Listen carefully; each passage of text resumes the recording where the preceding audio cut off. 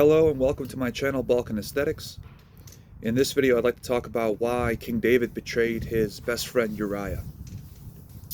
So, just to keep the story short and sweet, you had King David. He was king of Israel. Uriah was one of his best friends and top soldiers, right? David was chilling one day. He saw this beautiful woman bathing. He inquired about who she was, found out that her name was Bathsheba, and that she was the wife of Uriah. And David, who was caught up in his lust, invited her to his chambers, and they obviously, did the deed, right? Later, David finds out she's pregnant, and obviously he gets very flustered. He doesn't know what to do. So he calls Uriah over to have a meeting with him, just to do some small chit-chat, talk about the war, how things are going, And he tells Uriah, hey, I'm giving you leave. You can go to your home, back to your wife, and rest for a few days. But Uriah, being honorable, said, no, I'm going to stay here with the other soldiers. It wouldn't be fair to them if I went back home while they're all sleeping in camp. And obviously this annoyed David because he thought that Uriah would take the bait. And the reason why he wanted Uriah to take the bait was so Uriah would go back and sleep with Bathsheba so that there wouldn't be any suspicion as to who the baby belonged to. So then King David tried a second time to do the very same thing. He got Uriah drunk, and then he said, listen, go and, take some time off, spend some time with your wife. And Uriah, again, said, no, I'm not going to do that. That wouldn't be fair to the men. So then David, in his anger, right, and his frustration, he tells his commander Joab to take Uriah and reassign him to the front of the lines, and then in the heat of battle to withdraw from Uriah so that Uriah gets exposed and most likely killed.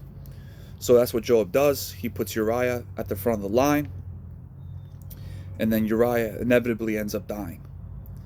And obviously King David finds out about this and he's relieved. However, some time goes by, right? And then a prophet goes to David and he gives him a little bit of a parable. He said, what would you do if there was a man who had 1 sheep and a man who had 1,000 sheep? What would you say about the man who had 1,000 sheep if he took the 1 sheep from the man who only had 1? And then King David said, that man who stole that sheep should be put to death. And then the prophet told David, yeah, you're that guy. King David had been so deceived, right, by evil that he didn't realize he was that guy who had stolen the 1 sheep that belonged to the other shepherd, right, metaphorically speaking. And mind you, David already had 7 wives at this time. David was the guy who wrote the Psalms, right? This is the same guy. But you see what happens when a man is given power, when a man is given influence, right? When David was close to God, he didn't have anything, right? He was on the run. But as soon as David got a kingdom, as soon as he got a palace, servants, wives, right? That power started getting to him. And because of that, his pride was inflamed, and that clouded his judgment.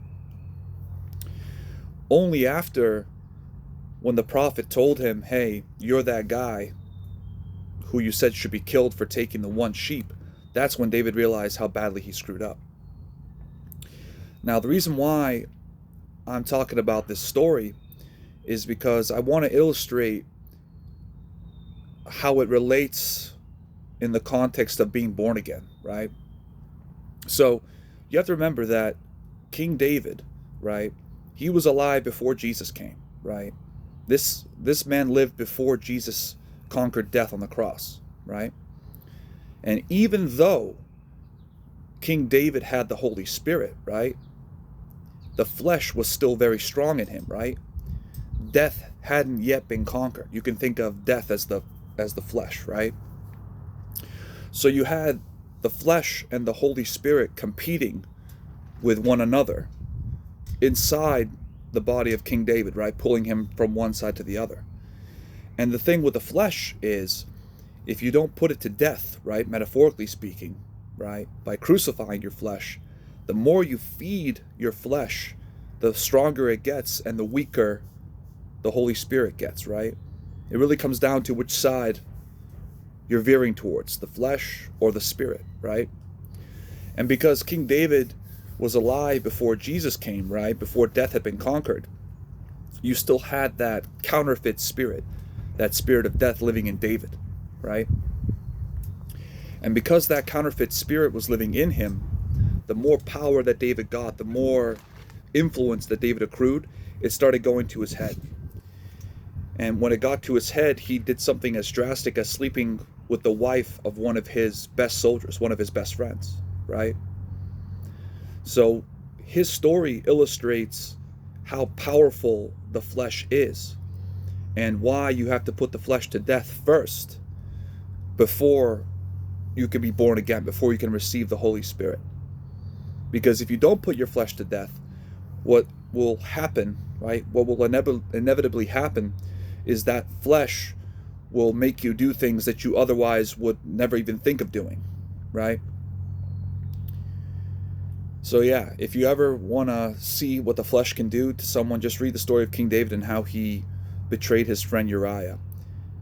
Just to show you how a man who was once walking with God screwed up so badly because he lost sight of God, because the spirit of death was still in him. So unless you put that spirit of death to rest, unless you crucify your flesh, you will never overcome your sin. And you'll be shocked at the things you would be capable of doing if you don't do so. So, yeah, that's really all I got. If you like the video, give it a like. If you want to subscribe, please do so. If you want to make a comment on any future video you'd like me to do, that'd be greatly appreciated. And until I see you next time, all glory to Christ.